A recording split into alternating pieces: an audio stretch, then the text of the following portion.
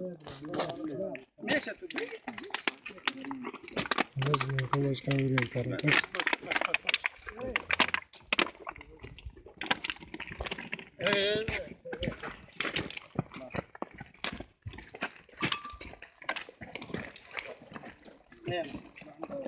خب از اینکه از ما مسلک ما کماندوست و کماندو بودیم باش که مکودگه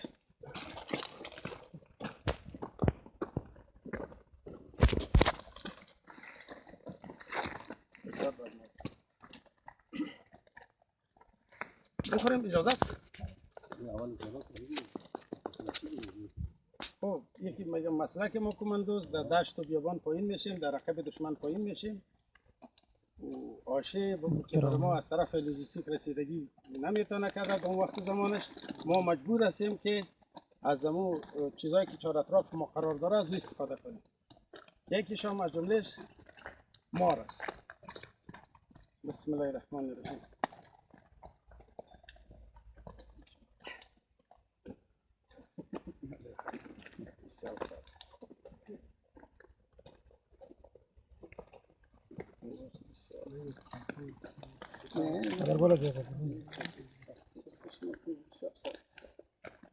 این مارای دشتی است که بسیار زهری هم است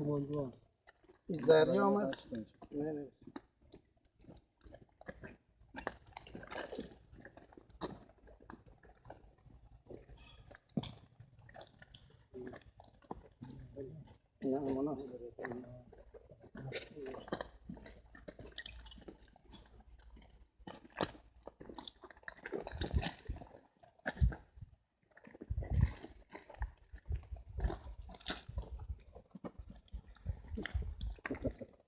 شروعی شما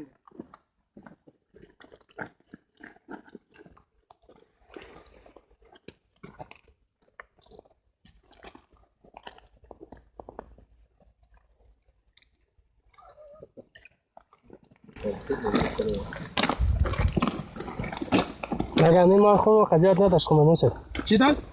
خویش گفتم قضیت خون نداشت زار دیگه سه شد اول چی فایده دیگه نزید فقط یه دفعه اینجا خود خانه برسید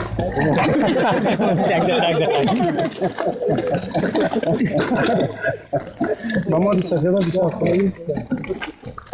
میرم در کتگو ما اگر بیسی برد بگیرم مارا گلی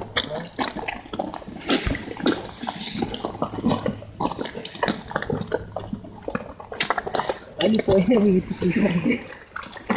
برو باز رسید دفن کنم ایسا کنی خواهی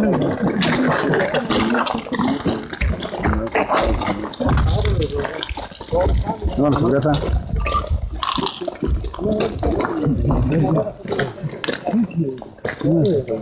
من تو بایدر